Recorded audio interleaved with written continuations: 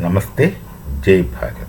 There are words of wisdom, positive sayings, rich instructions in perhaps every civilization.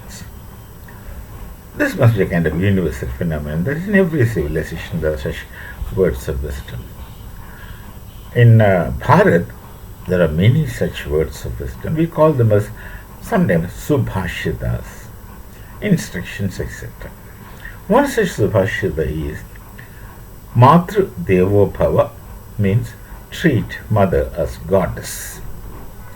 Pitru Devo Bhava, treat father as God. Acharya Devo Bhava, teacher, Acharya, treat Acharya like God. And Atithi Devo Bhava, guest to your home to be treated as God. But then, I haven't come across anywhere some codes of conduct of the guest who comes to your house. Many things are implied, how a guest ought to behave.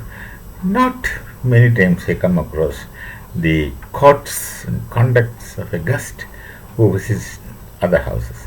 They're there, but not so strongly given.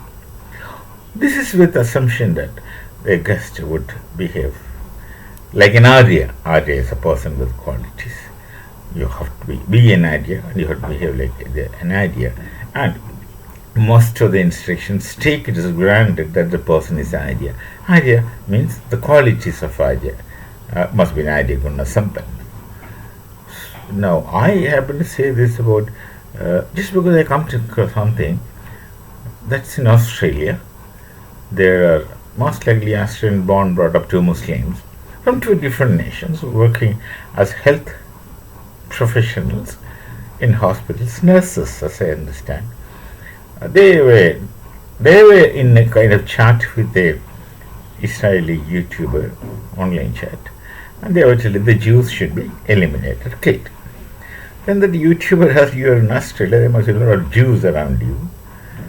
How would you do? How would you treat them?" Which is whether a Jew is in Australia or Timbuktu should be killed. They're entitled to be killed because they have a lot of other reasons. They have their own kind of reasons, their reasons to say a Jew should be killed. Then this question must have come. This is what I understand. I haven't heard the conversation. You are in the health services. You are nurses, and how would you treat a Jew that who happens to get admitted as a patient in the hospital? Then, without any hesitation, it appears that they said, given a chance, we will kill them. That means you go to hospital as a patient, expecting medical support from people who are professionally trained and declared as health personnel. You just submit your body. They put medicines which you don't understand. They administer medicines that you don't understand. These people, if they have such attitude, they will be putting some either wrong medicine or something which will kill you. Something which could kill you in the sense maybe poison. Either poison to you because given a physical condition, some medicine could be poisonous, would kill you. No. This is really shocking. Of course, the Australians, this happened in New South Wales. The society there in Australia just got shocked naturally. What else? You will have to be shocked. Then, of course, they immediately suspended these two people, and it appears that they are investigating all deaths took place in the hospital during these people's time, and to investigate whether these deaths were natural or deliberate by these people. Now, look at this attitude. Kafir, non-believer. Kafir is to be killed. A Jew is one instance. There is no difference between Jew and Hindu. Hindus are at par with Jews in the eyes of Muslims. Such radical Muslims, both are to be killed, and both are unwanted, etc. And of course, once you extend it, their hatred towards Kafirs leads them to infinite regress. Infinite regress means they'll go on extending first to non-Muslims, Then among the Muslims, these radical Islam will categorize and classify as appropriate and inappropriate, and then the best and not the best, except finally it gets boiled down to a point that except me and my kind of people in and around me, all are others are Kafirs. So this is a kind of infinite regress that takes place. It's called as the fallacy of infinite regress. Takes place in the radical Islamic mind. How would you react to this? How would you think about it? Now, why I said the saying Atithi Deva Bhava? Now, you look at Europe. The Europeans have taken refugees from many countries to their nations. They welcomed them, gave them food, shelter, jobs, etc., and supplemented them with all economic, financial support, medical, etc., supplemented. So they reach there as refugees, and refugees they are treated as per the Hindu way of looking at Aditi Deva Bhava.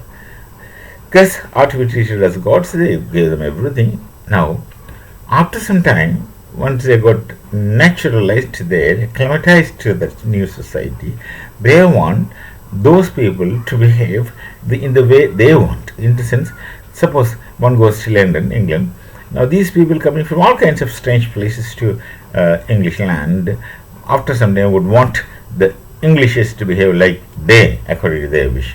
This you see a kind of, it's a universal phenomenon in all the world.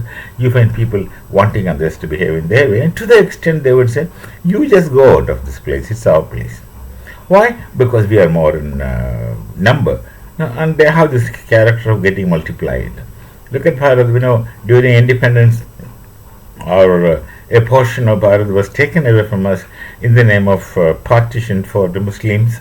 They had this two-nation theory and all kinds of things. And what was the percentage of Hindus in Pakistan then, and what is the percent today? This statistics would tell you.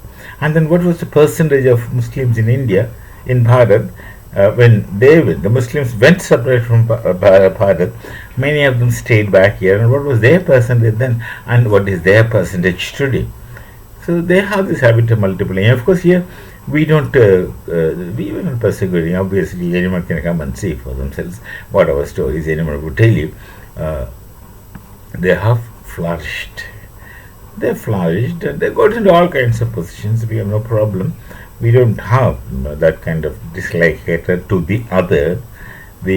Our Sanskriti, our knowledge tradition welcomes anybody from anywhere. Rigveda only told Bhadra. Whatever is good, you welcome. No matter from where, whom, by whom, etc. It doesn't make any difference. We look at the content of what someone tells us. So these people are flourishing here. On the other hand, in Bangladesh and in Pakistan, the Hindus become marginal from day by day. They go on getting marginal, and continuously they get persecuted. Bangladesh is becoming evident now. Videos came out. Pakistan, it's sporadic because Hindus are less already there. There are not Hindus to be taken for rights. Many, very few. You go to some other's place.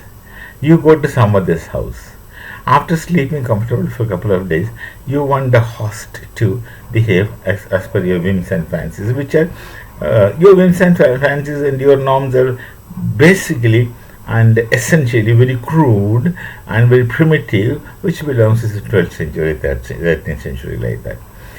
You want to progress by yourselves. You want to move ahead in time, on the one hand, and on the other hand, you don't want others to move ahead at all, and you want the others to come back from the position which they have reached after struggle, a knowledge level. You want them to come back to basic their kinds of situations which they envisage as fine or ideal.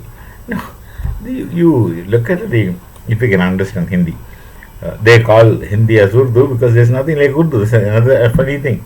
There is no language like Urdu. The Hindi, what we speak, they write in borrowed Farsi script of Iran and called it as Urdu. That's it. Otherwise, that's the same language.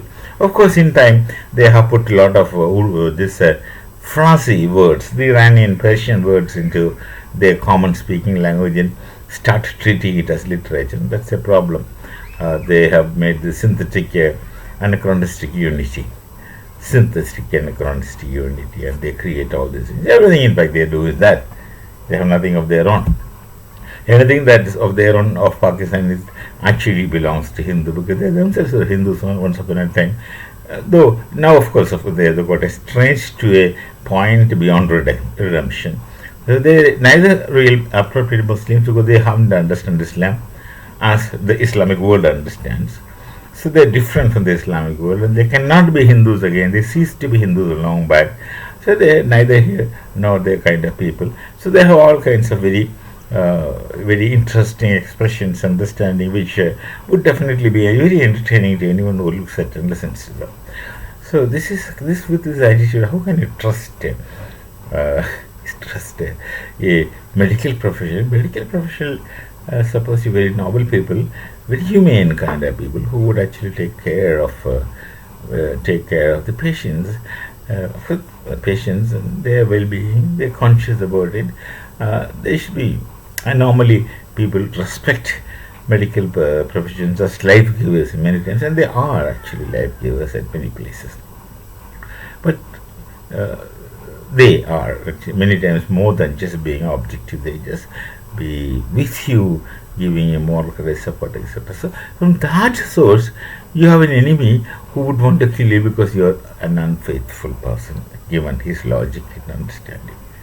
So Australia, of course, I was thinking that they used to be very careful in getting the immigration permission, giving the permission to immigrate to Muslims, even in the past, as I understand. But then I don't know at which point this got liberalized, and at which point people started settling there. And its next generation, they have not redeemed themselves. They go on through this kind of things. Unfortunately, this kind of things keep happening in the world. But that is a lesson, indicators. You have to be careful in this world when you live. You have to be very, very careful in understanding people around you, and you should know that who are you dealing with. So we'll meet again with some other thought. Till then, it is Namaste, Jai Bharat, and Jai Shri Ram.